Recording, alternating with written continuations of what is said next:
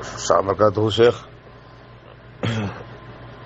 بہت بہت شکریہ آپ سے۔ تو ہم نے بطور گفتگو کی سب باتیں کہیں، رہا وہ مسئلہ جس کے بارے میں آپ نے پوچھا ہے کہ مسجد میں اجتماعی رقیہ کا کیا حکم ہے، جہاں مرد خواتین دونوں جمع ہوتے ہیں، اثناء رقیہ لوگوں پر دورے پڑتے ہیں، شور مچتا ہے اور ایک عجیب و غریب ہنگامہ کھڑا ہوتا ہے۔ راقی صاحب مرد و خواتین کی پیٹھ تھپ تھپاتے ہوئے کہتے ہیں، اے جن نکل جا۔ اب ان کے پاس جاننے کا کیا پیمانہ ہوتا ہے کہ واقعی مریض کو کے اندر کوئی جن بیٹھا ہے، مجھے نہیں معلوم۔ جزاکم اللہ خیرا۔ بہرحال پہلی بات تو اس طرح سے اجتماعی رقیہ یا رقیہ کا مرکز بنانا یہ بدعت سے کم نہیں اور یہ برائی کی جڑ ہے۔ اصل میں ابھی ماضی قریب تک کہیں تاریخ میں ہمارے ناقص علم تک نہیں معلوم ہوتا کہ کہیں رقیہ کا مرکز بنا تھا۔ یہ سارے خرافات لوگ سعودیہ سے لے کر گئے، جہاں کے بہت سے مفتی لوگ ایسی باتیں بول دیتے ہیں، لا باس لا باس لا باس، اور اس کے ناطے جو لوگ اہل ہوا ہیں جن کا مقصد صرف کمائی کرنا ہے، وہ اسے دلیل بناتے ہیں۔ اسی لیے ہندوستان کے ایک بہت مشہور آدمی نے جب میرے جواب میں کہا کہ فلاں فلاں کا فتویٰ ہے، تو میں نے کہا وہ مقلد آدمی ہے، دلیل تو نہیں دی، تو آپ ان کی تقلید کریے بیٹھ کر کے۔ تو خیر اہل حدیث ہونے کا فائدہ ہوتا ہے کہ لوگوں میں حیا ہے اور خاموش ہو جاتے ہیں۔ پھر انہوں نے کوئی جواب نہیں میرا دیا۔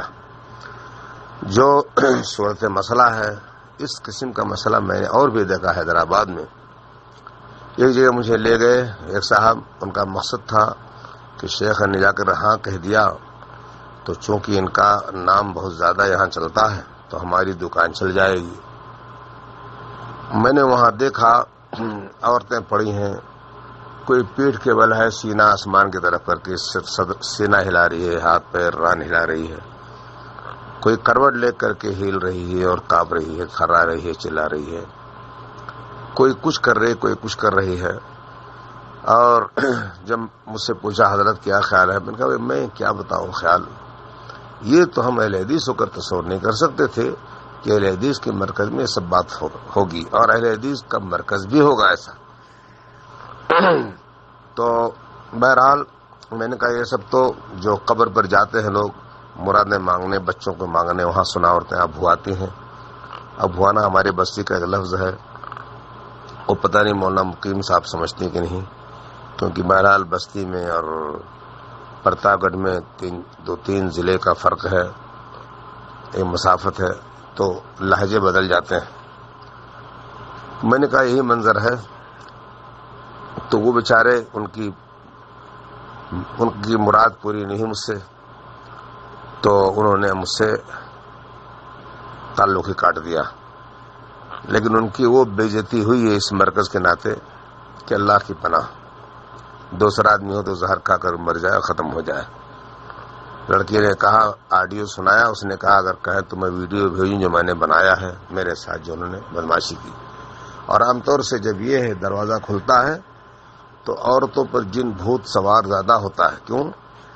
یہ تو اکثر مکار ہیں، جانتے ہیں کہ دجال کے پاس یہ سب زیادہ ہی جائیں گی جب مدینے کے باہر دجال خیمہ زن ہوگا، جیسا کہ مسلم کی روایت ہے، اور مدینے میں نہیں آئے گا تو اللہ تعالیٰ زمین میں مدینے کی زلزلہ پیدا کرے گا، جس کے ناطے منافقین بھاگیں گے دجال کی طرف نکل کر کے، اور اس میں عورتیں ہوں گی جو زیادہ ہوں گی دجال سے ملنے والی۔ آج بھی کسی شہر میں کوئی آ جائے، جھاڑ پھونک کرنے والا، دعا تعویذ گنڈا، جادو ٹونا ٹٹکا، تو ان کی بھیڑ ہو جاتی ہے، کیونکہ ان میں بہت بدنیت ہوتی ہے۔ اس سے بہت سی عورتیں علماء کو دیکھ کر پاگل ہو جاتی ہیں، اگر ان کو پا جائے موقع تو اپنی برائی سے ان علماء کو پھانس دیں گی، اور بہت سے علماء پھنس بھی جاتے ہیں۔ ایسے ہی یہ جھاڑ پھونک والوں سے ان کا اور بھی عقیدہ ہوتا ہے۔ کتنی اس لیے گھروں میں مکر کرتی ہیں تاکہ ہمیں ان حضرت کے پاس بھیج دیا جائے اور ان کو دیکھ کر ان سے چھوا کر کے ہم اپنی جو ہے مراد پوری کر لیں۔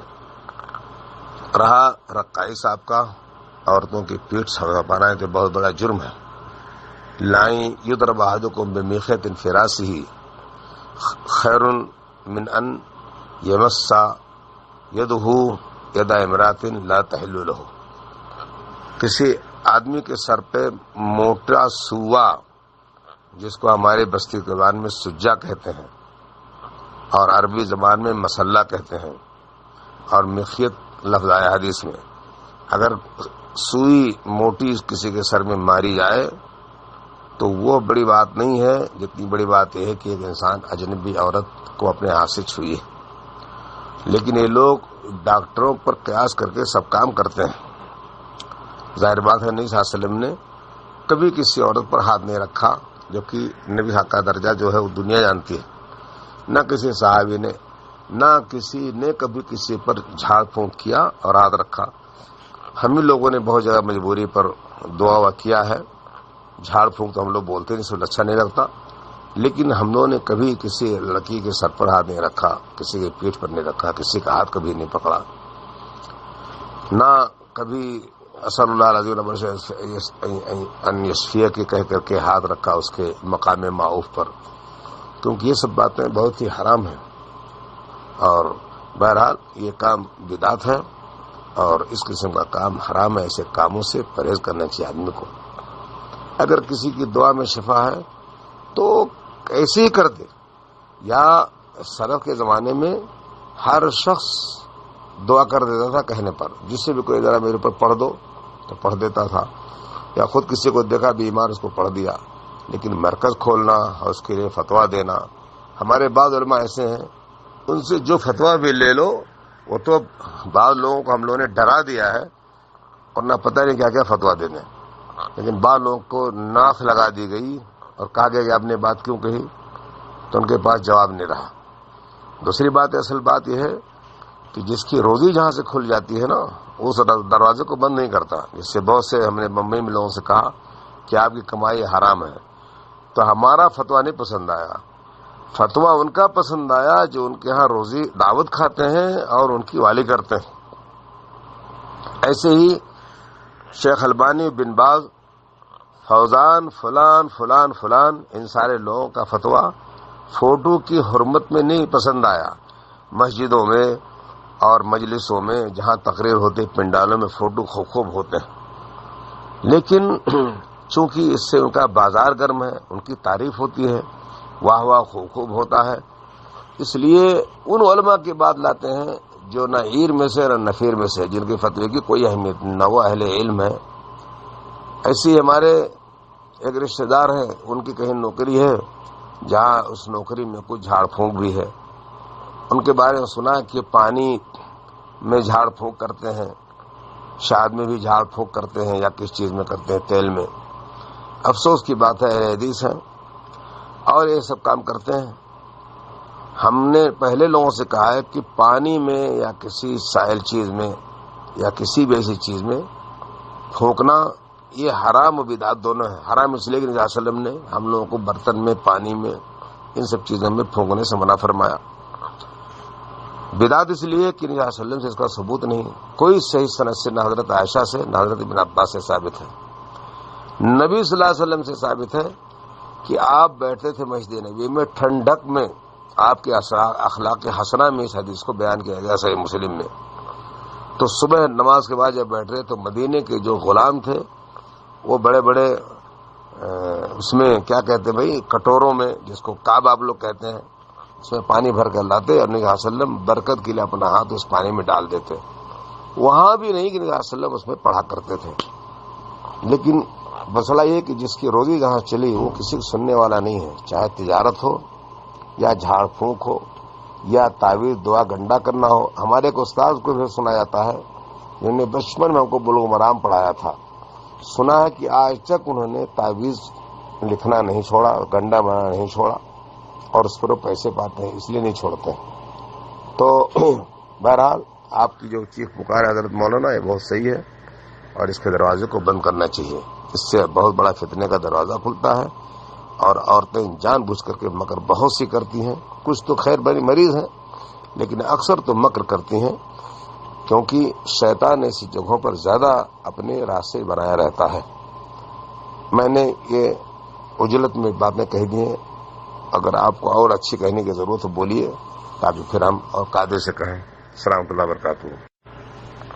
یہ بات رہے گی مجھ سے کہ یہ چیز تو ہر جگہ حرام ہے، بدعت و خرافات ہے، پس مسجد میں تو اس کی برائی اور جو ہے دو آتشا ہو جاتی ہے۔ مسجد میں اس قسم کی حرکتیں، وہاں پر اجتماعی جھاڑ پھونک، وہاں پر لوٹنا چلانا، عورتوں کا ہر سر پٹکنا، سینہ ہلانا، اور حضرت جو ہے راقی صاحب جھاڑ پھونک کرنے والے، ان کے ہاتھوں کو، ان کی پیٹھوں کو تھپ تھپائیں، گویا کہ ہاں جن پکڑ لیا انہوں نے، کہہ رہے نکلو نکلو نکلو۔ یہ مسجد کی بڑی بے حرمتی ہے، ان کو یہ کام نہیں کرنا چاہیے، بہت ہی حرام چیز ہے۔ السلام اللہ وبرکاتہ۔